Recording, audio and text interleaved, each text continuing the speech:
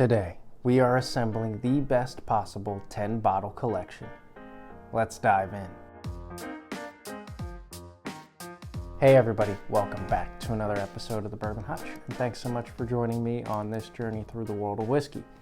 So, this is definitely a fun video, a fun challenge to try to assemble the best possible 10-bottle collection that I can think of. Obviously, this is based on things that I own, things that I've tasted and tried. Not necessarily going to cover every single bourbon out there, but we're trying to narrow down to a great 10-bottle collection.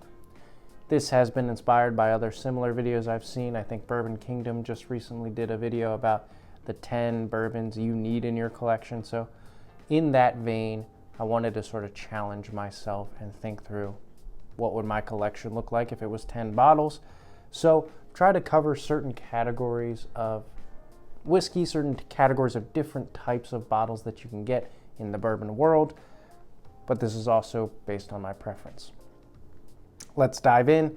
One caveat, price, not really a part of this whole process necessarily. There are lots of affordable options on here, but I really thought through it in terms of categories and the quality of whiskey. All right, so the first bottle is something that's more of an easy sipper, can sort of wet your palate, can be shared with anybody, and they'll hopefully enjoy it as well. And that bottle for me is Buffalo Trace. Can't go wrong with this 90 proofer, full of rich vanilla, cherry, even a grape note, and great brown sugar. It's an iconic bottle that has gotten so many people into whiskey, and it's got good age around that 8-year mark usually, so delicious stuff and available for around 30 bucks. All right, so the second bottle on the list gets us into the single barrel category, notches it up in terms of proof as well. Best bottle for that, if you ask me, for the money especially, is Four Roses Single Barrels. So you can get the standard OBSV recipe, which is still around $45 and available pretty much everywhere. But they did also release this year a couple of new recipes. They have 10 recipes, and they started releasing more and more of them, 3 this year. So this one is the OESK. They also did the OBSF and the OESO, if I'm not mistaken. 100 proof, delicious stuff for around $50.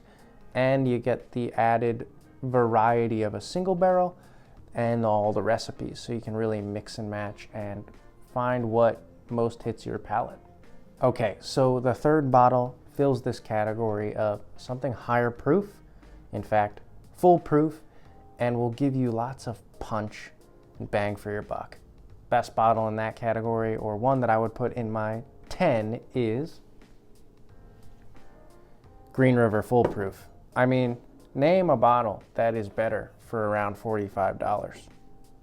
Might take you a little while, and that's because this stuff is delicious. It's like spicy honey nut Cheerios to me. Lots of brown sugar, honey, a little bit of nuttiness, vanilla. Really, really good. Green River killed it with their release of this Foolproof, and I'm really excited to see what more they do because they are holding down the fort when it comes to value whiskey. All right, so there's a reason I said 10 bottle collection and not 10 bourbon bottle collection. That's because we need some rye on this list if we're really gonna complete it and really cover the gamut of American whiskey. For me, a staple rye that's always available on shelves, that this whole distillery just does amazing rye whiskey, and that is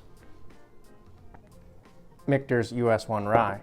So lower proof, I think this is what, 84.8 proof, so very low, but delicious. This is like graham cracker, cinnamon cookie, desserty. I've shared it with people who have just been like, wow, that's one of the better whiskeys I've tasted. I didn't know I liked rye. And I tell them, yeah, turns out rye can be delicious. This Michter's US 1 for around $45 is gonna show you that. All right, so for our 5th bottle on the list, we need some craft whiskey on this list for it to be complete. And if you're gonna go craft, why not go pretty off the wall? For that, there's a great bottle, a great option, which is Chattanooga Bottled in Bond. You're gonna get some crazy flavors with these types of bottles. These Mashbills are insane. They've got all different kinds of grains, roasted, malted, chocolate malt, whatever you can think of. They've tried it with some of their grains, and it does show through in the whiskey. I've got multiple of these, and they taste very distinct, very different. Some you might, not absolutely be in love with. Some you will, but they're always going to be interesting, and that is one of the great values of craft whiskey. And these are available for around $50, so not going to break the bank. All right, so while we're on the craft whiskey train, let's talk about grabbing something local. So bourbon is definitely booming and has spread out around the entire United States, so odds are there's likely some sort of distillery near you. For me, I am very fortunate that I live in Kentucky, so there's a lot near me, but there's one that's even closer here in northern Kentucky that just kills it, and I love getting to represent their brand and sort of, basically drive down the road and see what's up at their distillery. And that is New Riff, and this is their 8-year-old bourbon. Oh, this stuff is delicious. Cherry, vanilla, nice rich oak note.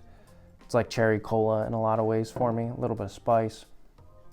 New Riff is absolutely killing it these days. Their releases are just fire, especially as they get older in age. And for around $60 to $65, it's fun to get to have something local, and I think that's what helps round out a great collection. Bottle number 7 here is going to be a variation of some sort of store pick.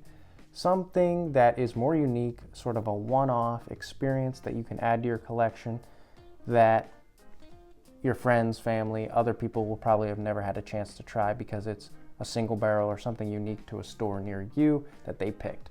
For me, a great option for that is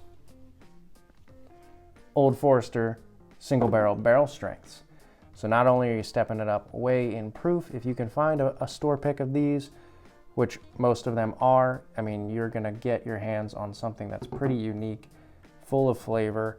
These can be a little bit hot in that 4 to 5-year-old range, but they're packed full of flavor. And for me, this one is 130 proof on the dot, so it's got some serious punch. And these are available for somewhere in the $80 to $100 range most of the time.